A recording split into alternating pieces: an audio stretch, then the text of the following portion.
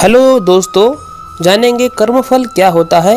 एक छोटी सी कहानी के माध्यम से जानेंगे। भगवान श्री कृष्ण अपने माता देवकी और पिता वसुदेव को कंस के चंगुल से छुड़ाने के लिए गए थे। तब उनकी उम्र 14 वर्ष की थी। तब उनकी माता ने उनसे पूछा, बेटा आप तो भगवान हो, आप तो हमें पहले ही छुड़ा सकते थे, मगर आपने हमें क्यों नहीं छुड़ाया, आपने इतनी देर क्यों कर दी। तब भगवान श्री कृष्ण ने कहा, माता आपने मुझे पिछले जन्म में 14 वर्ष का वनवास दिया था। तब माता हैरान हुई और बोली कि यह आप क्या कह रहे हो। तब श्री कृष्ण जी ने बताया कि मैं पिछले जन्म में राम था और आप माता कैकेयी, आप ही ने मुझे पिछले जन्म में 14 वर्ष का वनवास दिया था। माता, कर्मफल से कोई नहीं बच पाता है, इसलिए आपको यह 14 वर्ष का दुख सहना पड़ा।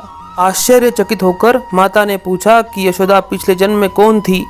तब श्री कृष्ण जी ने बताया कि वह थी माता कौशल्या।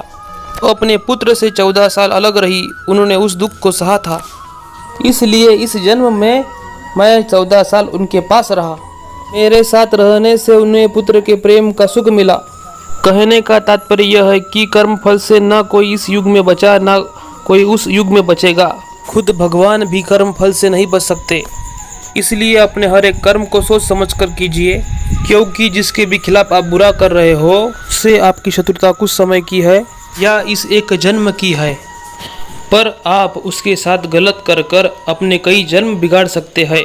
आशा है यह कहानी आपको अच्छी लगी, तो शेयर और सब्सक्राइब करें।